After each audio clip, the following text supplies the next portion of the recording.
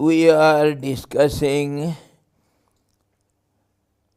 Srimad Bhagavad Gita, 14th chapter, and we were discussing yesterday, Mama Yonir Mahad Brahma Tasmin Garbham Dadhamyaham Sambhava Sarvabhutanam Tato Bhavati Bharata. We were discussing on the Yoni, the womb. My womb is the Mahad Brahma, that is otherwise known as nature. This is what Lord Krishna explained. That is called primordial nature or Mula Prakriti.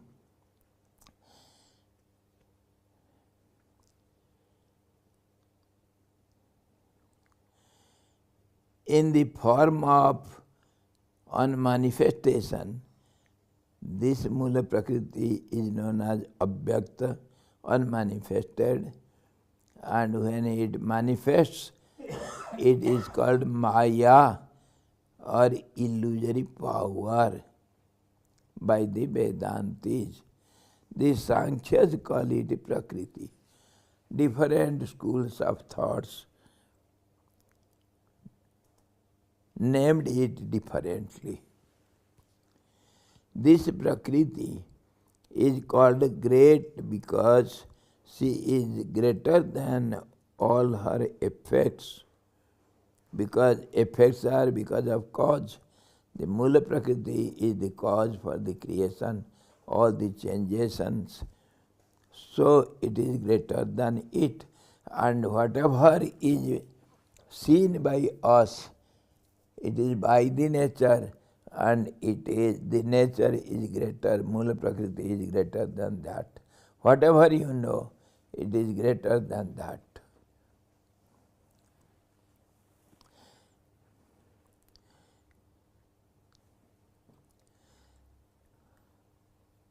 This nature, made of the three qualities, is the material cause of all beings, as she is the source of or cause of all her modifications, and also nourishes all the modifications with her energy.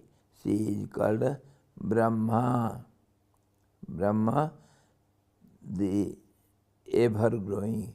It creates, it nourishes, that means it sustains, it protects everything, and again it destroys everything. When it protects, why it should destroy? Just as the farmer, it nourishes the crop and protects from all outward destruction, possibilities of all sorts of destructions, and then when the time comes, it has to harvest it. Destruction. It is only for this purpose. You see, in poultry farm, what do? They keep so many hens, cocks. What for? What for the cocks? Hens, of course, they will lay eggs. What for the cocks? For killing it, for meat sake. One who is the nourisher, protector, when time comes, the same aspect becomes the destroyer of it. Similarly, the Prakriti creates, nourishes, protects it, and then when time comes, it destroys everything. That is called law of nature. I place in it the Mahad Brahma. It means in the Mahad Brahma. the embryo of life, the sprout of the seed. Means I sprouts it. Embryo. Embryo is a stage before it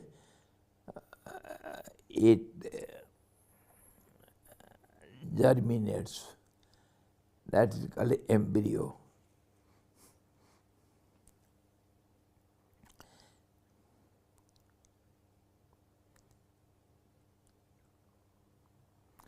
I place in it the embryo of life, then all beings begin to come to life therefrom. In the great Brahma or nature, I place the germ or the seed for the birth of Hiranyagarbha. In that Mahat, the embryo starts manifesting as an sprout. That sprout is called Hiranyagarbha, because in that exists the all future aspects of developments of the tree. So it is called Hiranyagarbha. All the developments are there hidden in the embryo or in the sprout.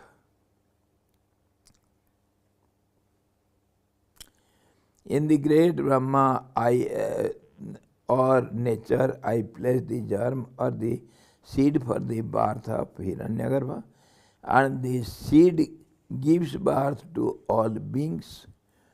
Means we can compare with the tree. When the tree grows into manifold aspects, it is called beings in the creation. The birth of Hiranyagarbha or Brahma, the creator, gives rise to the birth of beings. The primordial nature is like the clay. Another example he gives, the clay. Primordial nature is called clay. She cannot create the forms herself. She gives birth to Brahma. Who gives birth to Brahma? Hiranyagarbha. Or the embryo, we can say. She gives birth to Brahma, who creates all beings just as the potter creates various forms of clay from the clay. I am endowed with the two Shaktis. I am means the absolute truth. It has two kinds of nature. Shaktis, power. What is that? The superior and the inferior nature. Superior and the inferior nature. Chapter 7, see. Come to chapter 7. Two kinds of nature.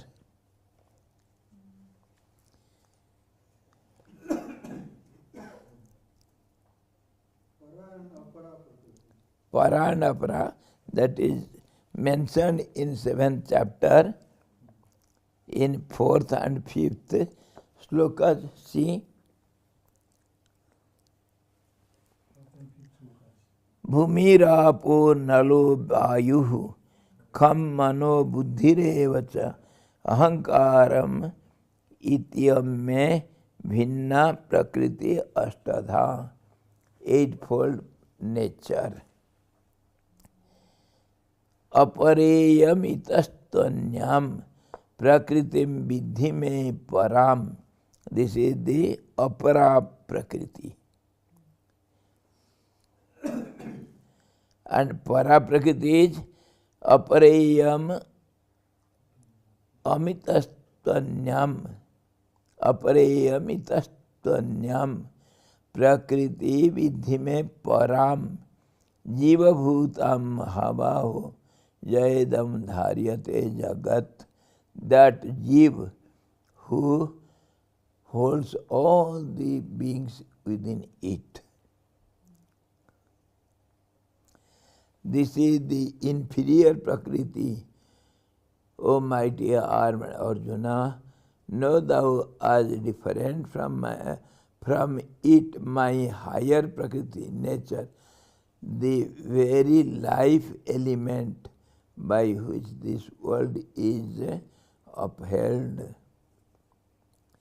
In this way, para and apara prakriti to both are indicated in 7th chapter.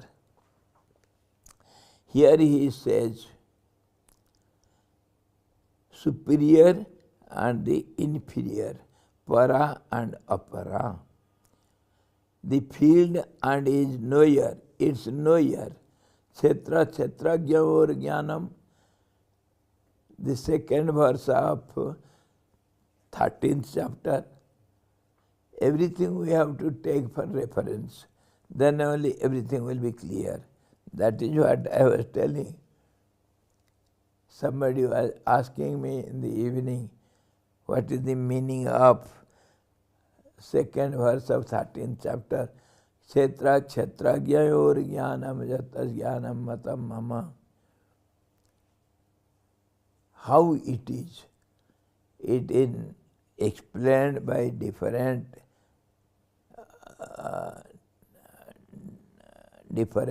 seers in different ways. Nobody agrees with the other. Sankhya says something, Vedanta says something else, other Vaishikas, they say something other, Nyayikas, they say something else. What is true, what is not. So we have to understand the object or the subject from all sides vision. Whatever different people have opined or named it, they are right from their angle of vision. There cannot be wrong. But ultimately, they are somewhat wrong, somewhat right. From their angle of vision, they are right, but it is not so from the other angle of vision. So don't bring any contradictions. We have to agree to everyone. As you see, so you name it. What harm is there? Hari Om. Hari Om. Our Sarkar. Sai Baba. The superior and the inferior natures, the field and its knower, I unite these two, the spirit and the matter. The spirit and the matter.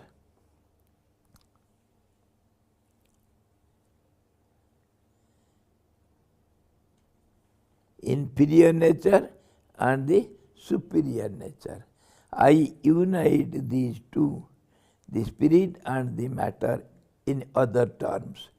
The individual soul comes under the influence of the limiting adjuncts, which is ignorance, desire and action. Avidya, kama, kriya. Avidya, kama and kriya. On account of ignorance, avidya, the individual soul forgets his original divine nature, gets himself entangled in the masses of desire, kama, and action, karma, and revolves in the wheel of birth and death. It goes on changing. The birth changes into death, death changes into another birth. It goes on in cycle. The individual soul turns towards ignorance without knowing his own true divine nature. What is divine nature? Beyond all these Prakriti, para and apara. That is the divine nature. The jiva, individual soul, all these we are discussing since long in Yoga City class. Jiva, what is called jiva, and we came to the topic of universal jiva and individual jiva, individual soul or individual being overpowered by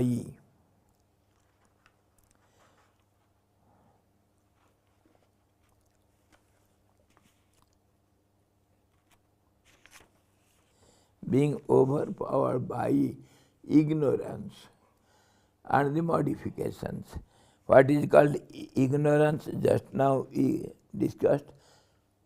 Forgetting the real nature, original state of the being is called ignorance. And that is also supported by, or it is followed by changes. The moment you forget, then changes have to taken place. And that is called modifications also. Same change is called modifications also. Forgets its pristine purity and moves in various forms.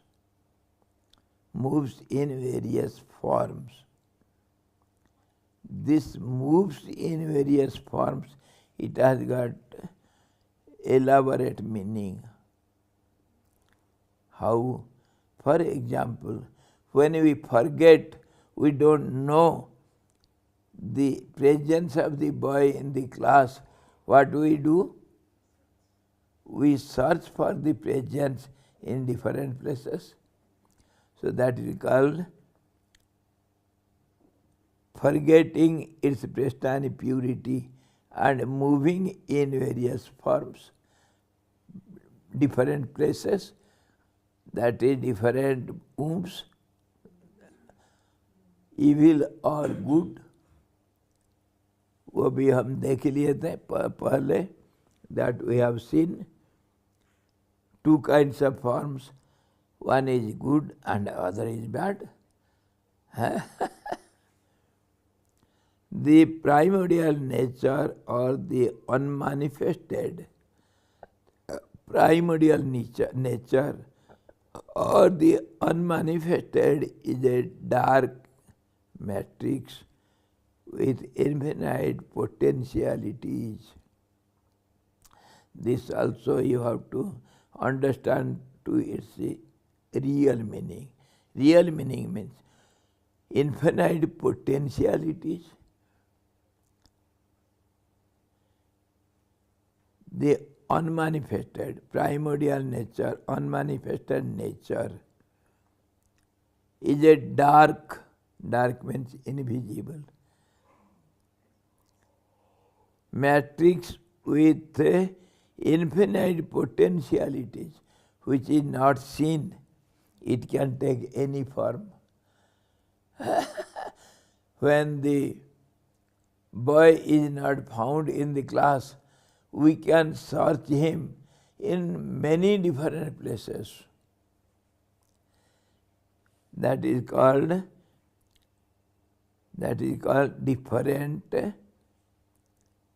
different forms we suspect its presence somewhere, which is because of ignorance, it is not found.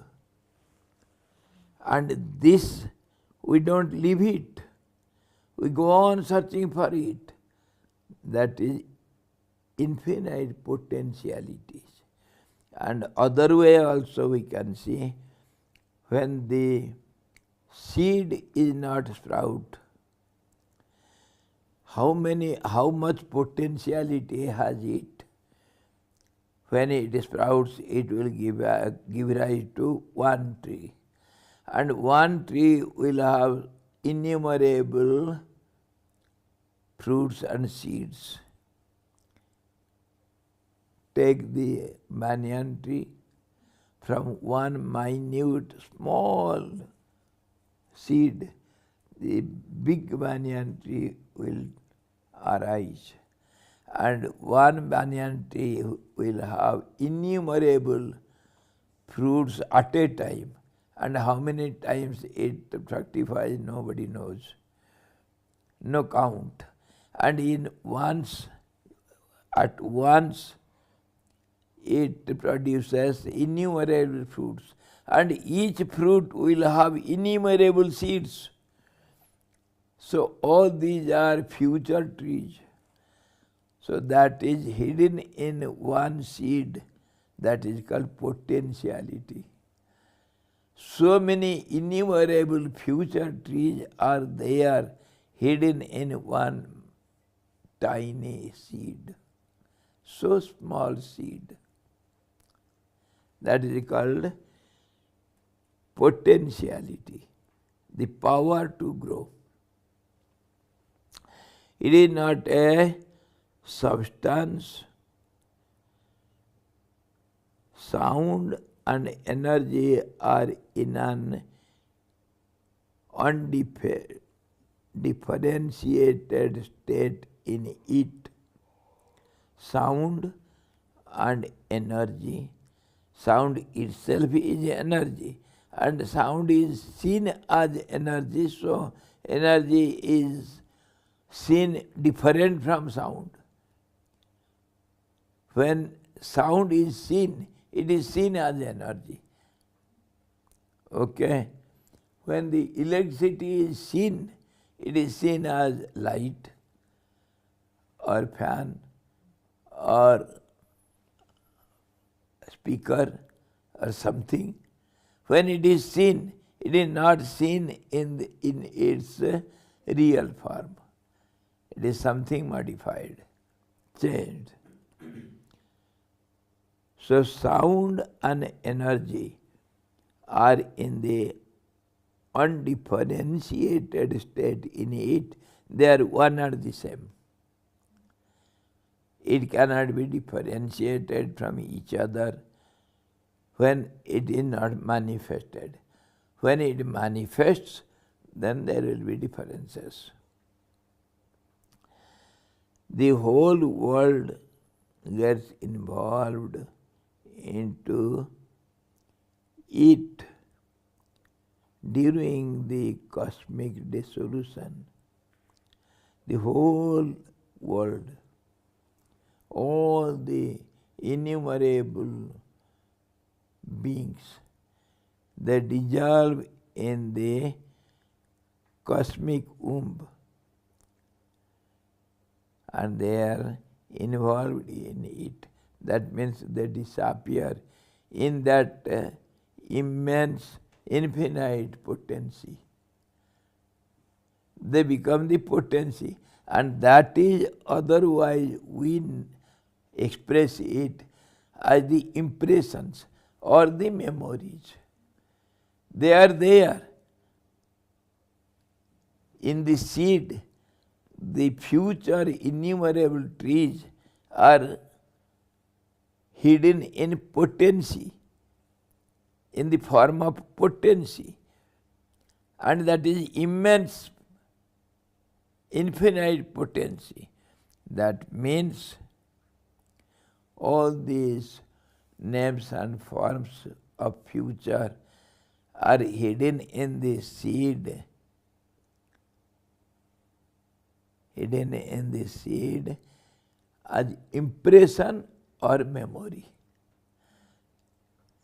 Impression or memories are otherwise known as potency. Same thing is expressed in different terms.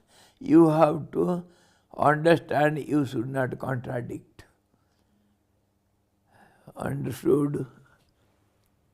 The whole world gets involved into it.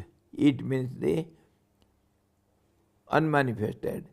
During the cosmic dissolution, when everything dissolves, all the names and forms, and this nature dissolves into nothing, means invisibility, that becomes the potentiality, and that is known as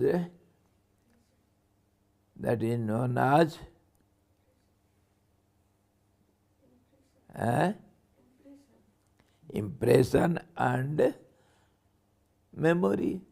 Call it as you like. There is no difference. There is no relationship of substance or quality between it and the three gunas. There is no relationship of substance or quality between it and the three gunas also. The qualities are the Mula Prakriti, and the latter is the former in a state of poise or equilibrium. Mula Prakriti and qualities. Qualities is Mula Prakriti, but quality, when it is in a poise, means inacting state, then it is called Mula Prakriti. There is no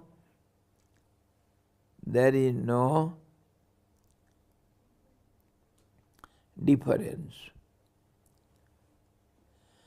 This manifested world of the three qualities is compared to a twisted rope or three colors. We have seen it. We had a twisted thread of three colors. Three threads are twisted and made one. Okay? It is one thread, but it has got three different colors, and they have differentiation among themselves. But as a one, there is no difference. So colors are different from each other. Threads are also different, but they have made one. They have been made one. So it is the equilibrium state of the three qualities. When they are separated, they are seen in different colors. This manifested world of the three qualities is compared to a twisted rope of three colors, which is white, red and black. Why these colors are given here? White is sattva, red is rajas, and black is tamas. It has some meaningful connection with these three qualities, these colors. Red is the color of blood. Blood never stands still. It has to run. And it indicates, it is the symbol of activities.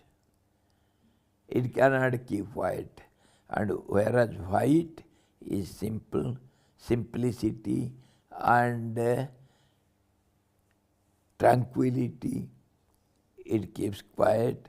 When you look at a white color, naturally the mind becomes soothing. It feels soothing sensation. But red, it stimulates your mind. That means actions, restlessness, changes. And black is the symbol of darkness or night or the ignorance.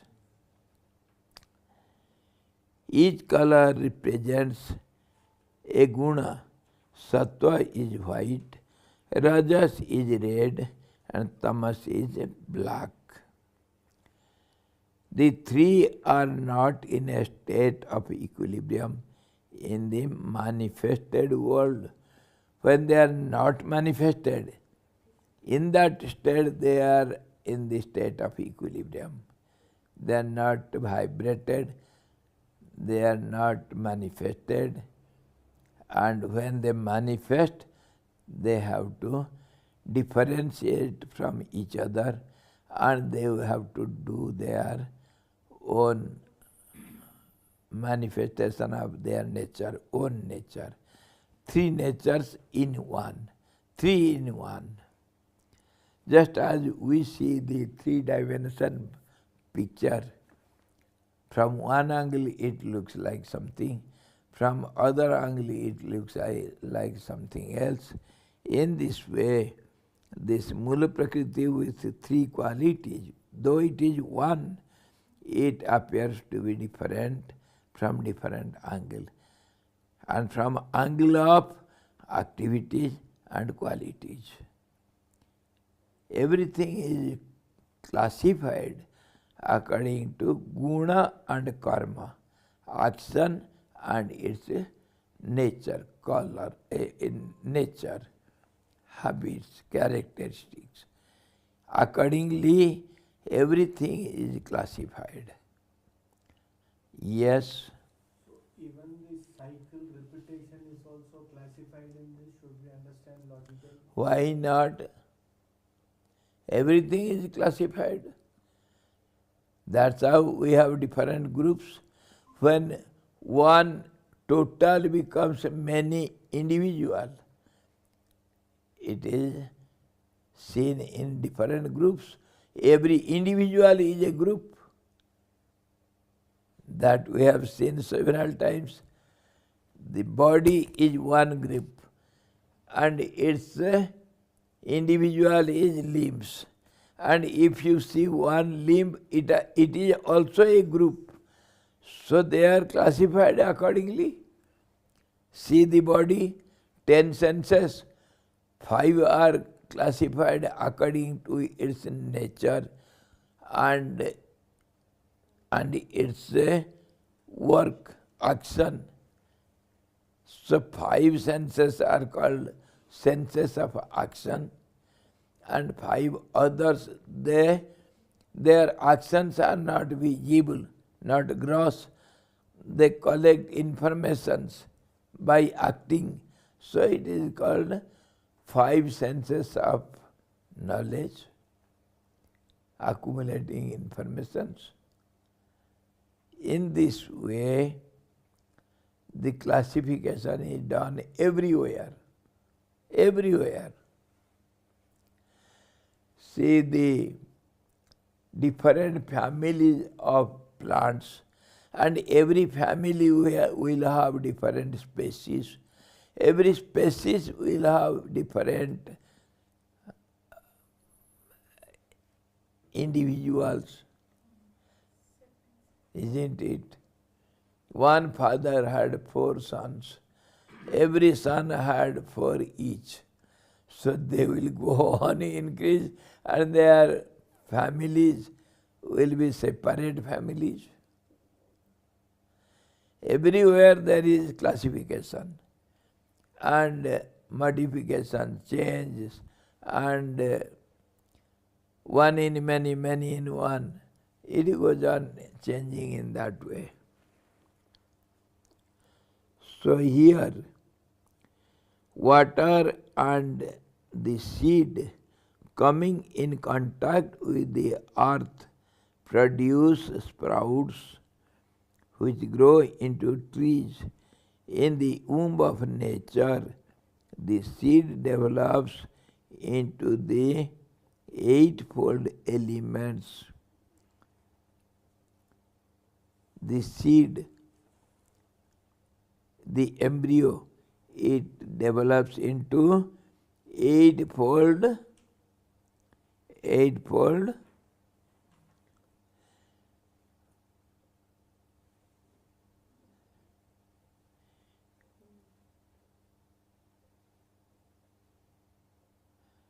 sprouts which grow into trees.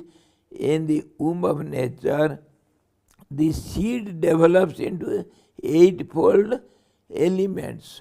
Elements means its parts out of which the sprout is made and it is grown. Earth, water, fire, air, ether. 5. Mind, intellect and egoism.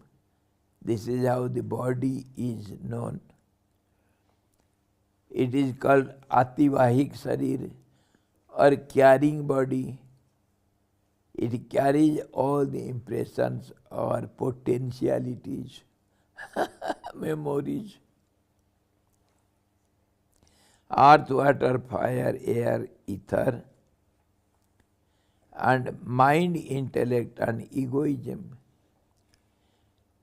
Mind is different from intellect. Why? The intellect is subtler than the mind.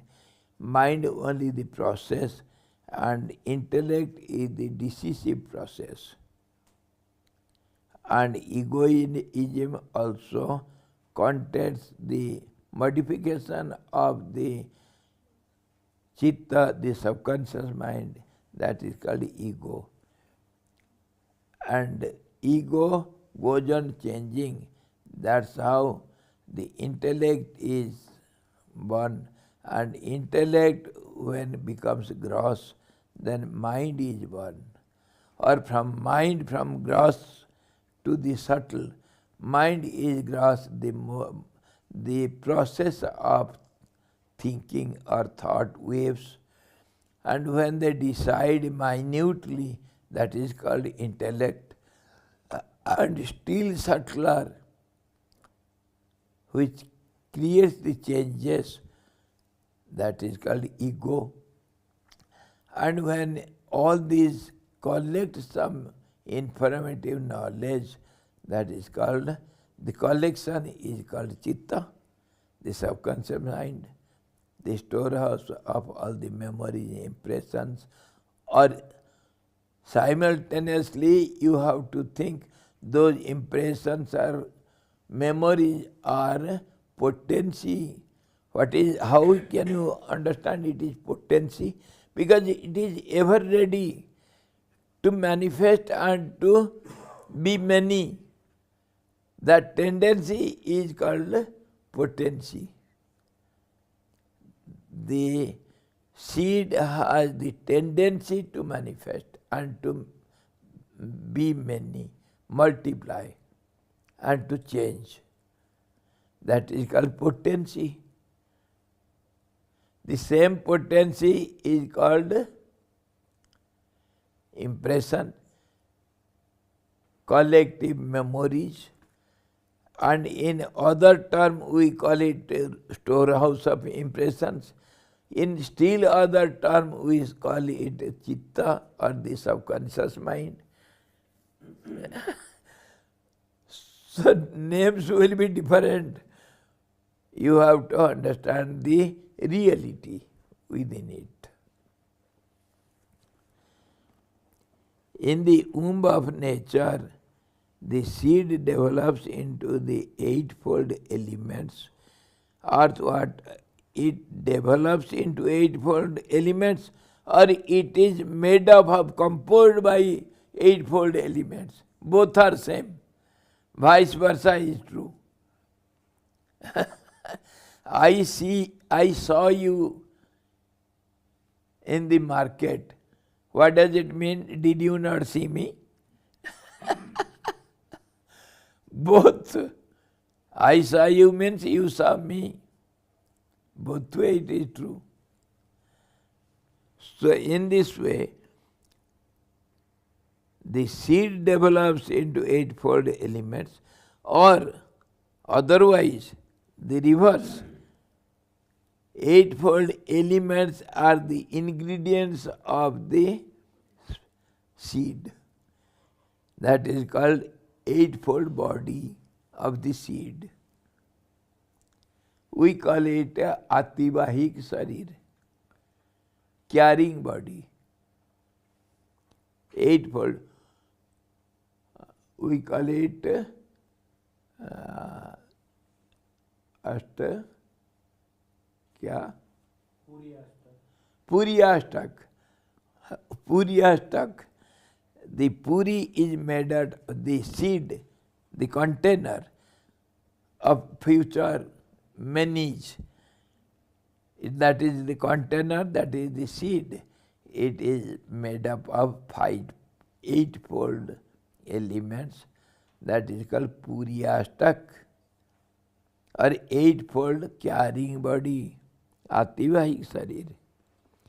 The first fruit of the contact of nature with the soil is the Mahat Tattva.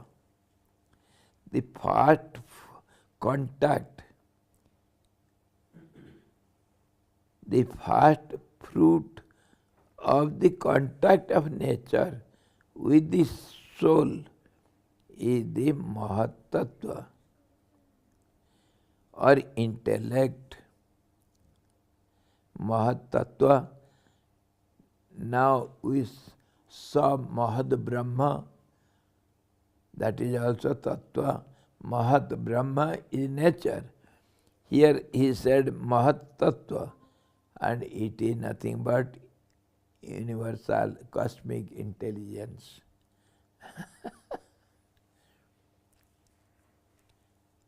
The same thing is termed differently from different angles. From intellect, mind is born. From mind, egoism. From egoism, the five elements. See it from any angle. There are four classes of beings. He said all the beings come out of the womb. So he classifies the beings into four classes. That is Jarayuja, Andaja, Svedaja, and Udvija. The Jarayuja is born of the placenta. This we shall see tomorrow. Okay? I had totally forgotten it. Thank you. Tomorrow we shall see it. Okay? Then this verse will be completed. Never mind. Hari Om Purnamadaha Purnamidam Purnat Purnamudachyate Purnasya Purnamadaya Purnamevavasishyate. Om Santi Santi Santi. Sadguru Bhagavan ki jai. Satchidananda Bhagavan ki jai. Krishna Bhagavan ki jai. Gita Maharani ki jai.